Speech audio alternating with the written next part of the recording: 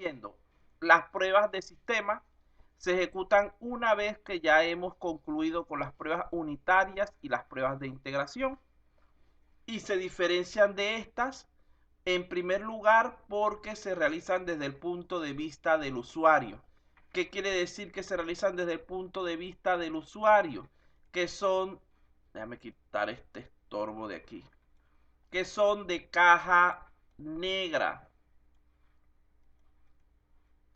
Y además de esto, que se prueban elementos de tipo externo, lo cual no era evaluado en ninguna de las dos pruebas anteriores.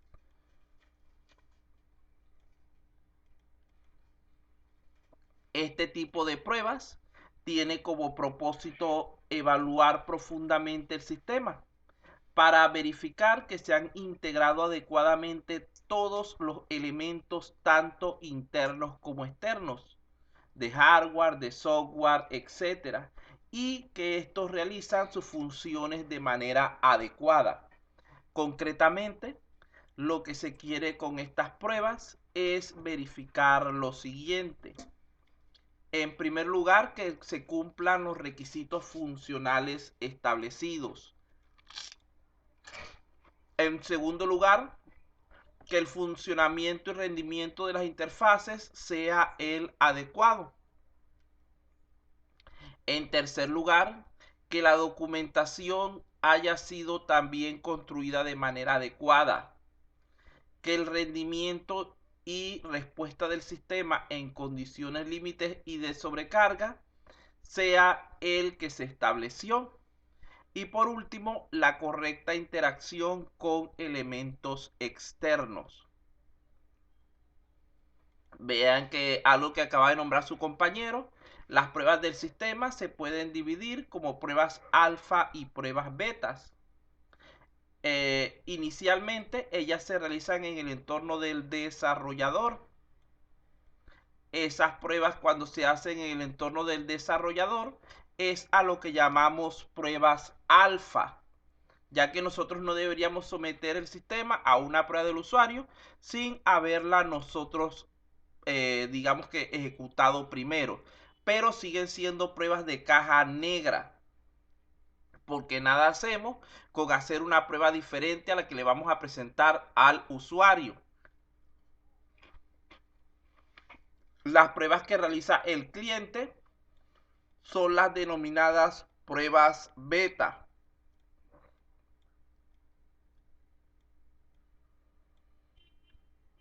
Que por eso es que se dice que aquí en la parte de pruebas del sistema es cuando el cliente comienza sus evaluaciones.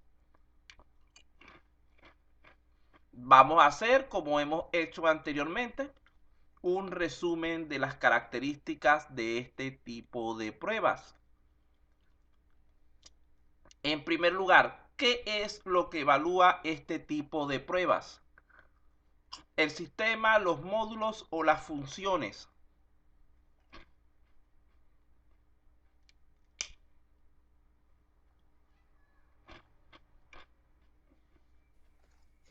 ¿El sistema, profe? Muy bien, veo varios unos en pantalla. El sistema.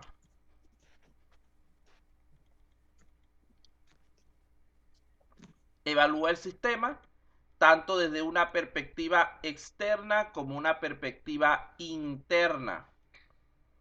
Su ejecución es de tipo dinámica o estática. Dinámica. Muy bien, es de tipo dinámica. Recuerden que ya les había dicho que la única que podía tener un componente estático era la unitaria. Todas las demás pruebas de confiabilidad son de tipo dinámico.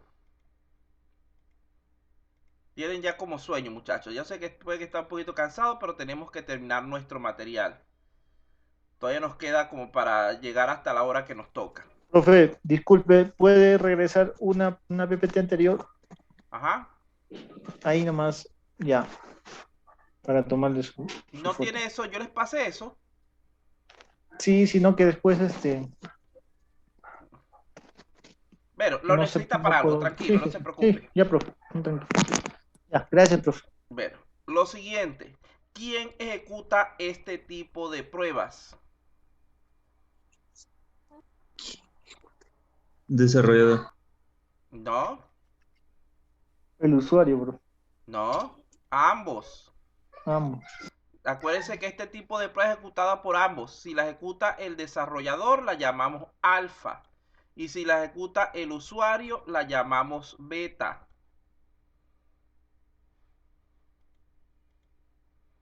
¿Cuál es su ámbito? Caja negra. Caja negra, porque la caja negra predomina siempre sobre la caja blanca. Si hay presencia de usuario, la prueba debe ser forzosamente de caja negra.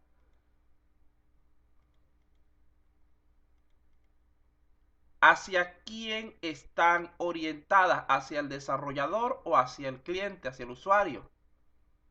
Los dos. Usuario. Hacia el usuario o cliente. Muy bien. ¿Cómo es su documentación? Formal. ¿Ah? Informal, bro. Informal. Ambas. Formal. Formal e informal. Ambas, porque cuando hablamos de las pruebas alfa, el desarrollador hace documentación formal. Pero cuando hablamos de las pruebas beta, el cliente no va a hacer documentación formal. Entonces deben recordarse, o esos son detallitos donde normalmente caen cuando les pregunto. Están tan acostumbrados que todo es desarrollador, que cuando sale una de usuario, ¡ay, me equivoqué! Bueno, continuamos entonces. Aquí dice, según un autor denominado Burnet del año 97, al inicio de las pruebas del sistema, solo hemos completado la mitad de los trabajos de control de calidad y pruebas, en especial cuando se habla de sistemas cliente-servidor. De allí la necesidad de la realización de estas pruebas para lo que es la verificación de la comunicación externa. Vean que este autor está dándole bastante importancia a lo que son las pruebas del sistema. Finalmente, en cuanto a las pruebas de confiabilidad, nos quedan las de tipo aceptación. El objetivo de estas pruebas es verificar que el proveedor entendió y desarrolló lo que el usuario solicitó y necesita. Debemos recordar que muchas veces lo que queremos o soñamos es diferente de lo que realmente necesitamos. Por ejemplo, vamos a imaginar que nosotros, sobre todo nuestras esposas, quieren una casa como esta. No sé a quién de ustedes le ha pasado algo así. A mí, Nuestras dice mi esposas, esposa. dijo ingeniero. ¿Cuántas esposas tiene? Quieren una mansión con piscina, yate, varios carros, etcétera, sin ponerse a pensar en los problemas que eso puede acarrear, especialmente por una parte que no va a ser utilizado por completo, va a representar un gran desperdicio de espacio. Por otra parte, recordemos que esto va a representar también un difícil trabajo de limpieza, ya que no es lo mismo limpiar un apartamento de 2-3 habitaciones que una mansión de 100 habitaciones. Y además de esto va a resultar sumamente costosa de mantener. Hay que meterse a capo de eso del cartel de Medellín. Para poder complacer a la mujer con eso. Pero bueno, como lo que le estoy diciendo es eso, que muchas veces soñamos con cosas demasiado grandes con respecto a lo que realmente necesitamos. Y en otros casos nos planteamos cosas demasiado pequeñas, cuando lo ideal sería pensar en un apartamento bonito de 3 habitaciones en una buena zona de la ciudad, que esté dentro de nuestro presupuesto, que resulte fácil de limpiar, de mantener y que nos resulte cómodo para vivir. Asimismo, el cliente puede querer un software que sea demasiado grande, demasiado complicado o demasiado costoso, siendo nuestro deber como desarrolladores hacerle entender desde el principio mismo el alcance real que va a tener el proyecto, para así evitar desacuerdos y malos entendidos. Por esto, antes de la liberación del software en lo que es el ambiente productivo, es altamente recomendable que el usuario final valide el producto. El objetivo de estas pruebas es verificar que el proveedor entendió y desarrolló lo que el usuario solicitó y se acordó en las diferentes documentaciones. A la hora de realizar estas pruebas, el producto ya está listo para implantarse en el entorno del cliente. Inclusive muchas veces se realizan ya en el entorno del cliente.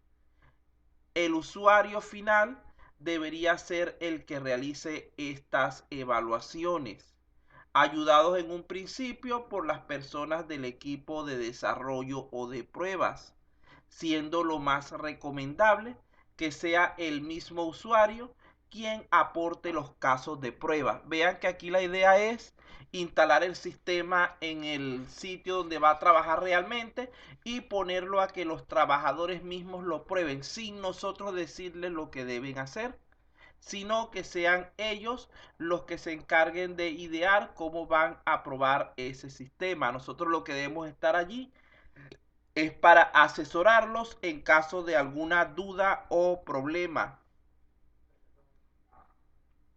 o para tomar notas acerca de la ejecución de esta prueba y poder formalizar así un poco lo que es el proceso. Aquí tenemos entonces algunas características de las pruebas de aceptación. En primer lugar, requieren de lo que es la participación activa del usuario. Estas pruebas están enfocadas a evaluar los requerimientos del cliente, o mejor dicho, a demostrar que no se cumplen estos requerimientos establecidos en los criterios de aceptación o en el contrato que hemos nosotros creado con el cliente. Si no se consigue demostrar esto, el cliente deberá aceptar el producto y pagar cualquier monto remanente que haya quedado pendiente. Entonces fíjense que esas pruebas actualmente se hacen es para verificar el no cumplimiento de lo que se fijó en el contrato. Esa es la función que tienen esas pruebas.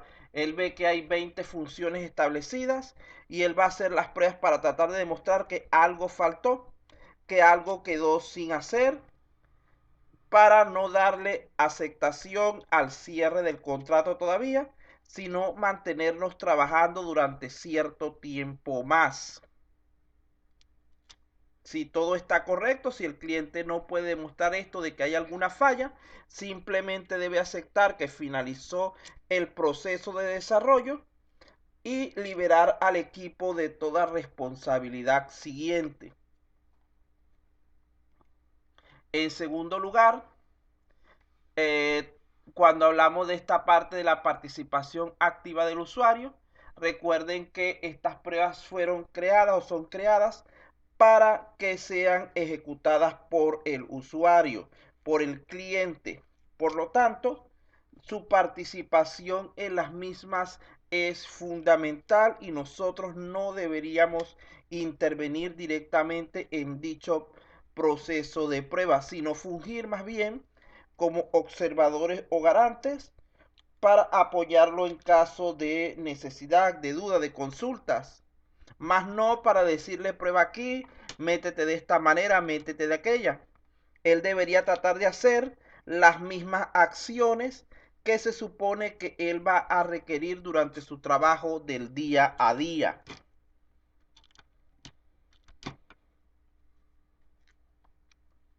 Y estas pruebas corresponden a lo que es la etapa final del desarrollo de software.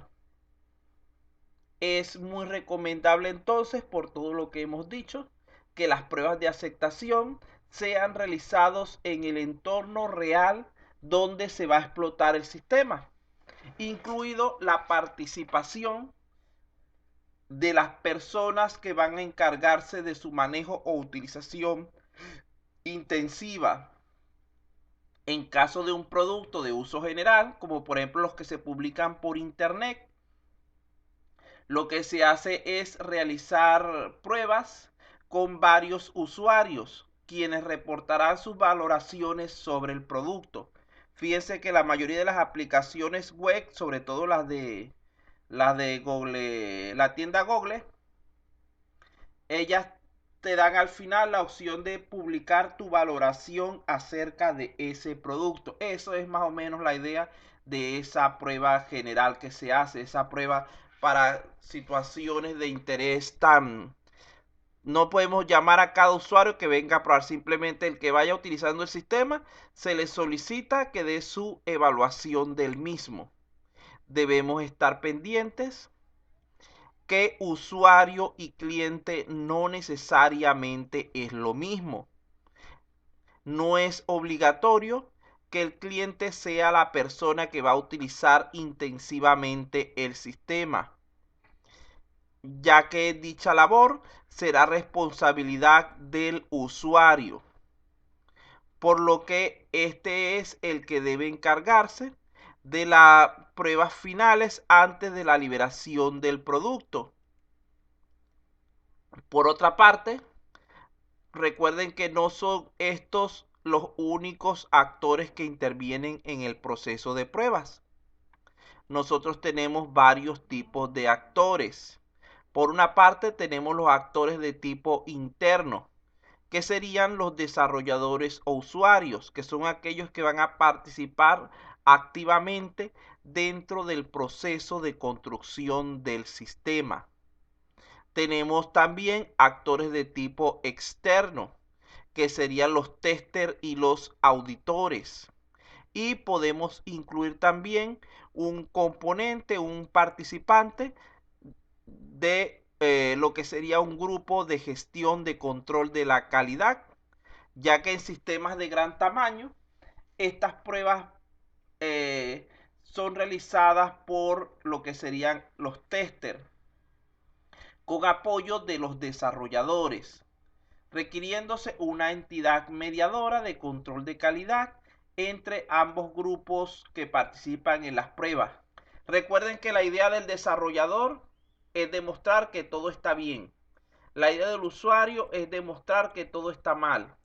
Con 2 votos es difícil el desempate. Se necesita el tercer voto para poder decidir en caso de alguna, digamos que inconsistencia, alguna cuestión que no se pueda llegar a un acuerdo. Y allí es donde entra la gente de control de calidad. Ellos hacen las veces de un mediador, digamos que no tiene, que no es afectado por el resultado de ese sistema, por lo tanto él puede votar sin ningún tipo de influencia. Sí, claro, eso, ahí entra el presupuesto, porque recuerden que mientras más gente tú metas en este proceso, por ejemplo, un tester tienes que pagarle, los auditores tienes que pagarle, los mediadores tienes que pagarle. Entonces lo preferible es resolver estas cosas por acuerdo entre las partes para no tener que aumentar los costos. Pero hay ciertos casos con megaproyectos donde esto es indispensable. Nos queda por aquí, creo que ya estamos llegando al final, sí, creo que falta poco. Los tipos de pruebas de aceptación. Las pruebas de aceptación pueden ser vistas en base a diversas categorías. La primera de ellas sería la de aceptación del contrato.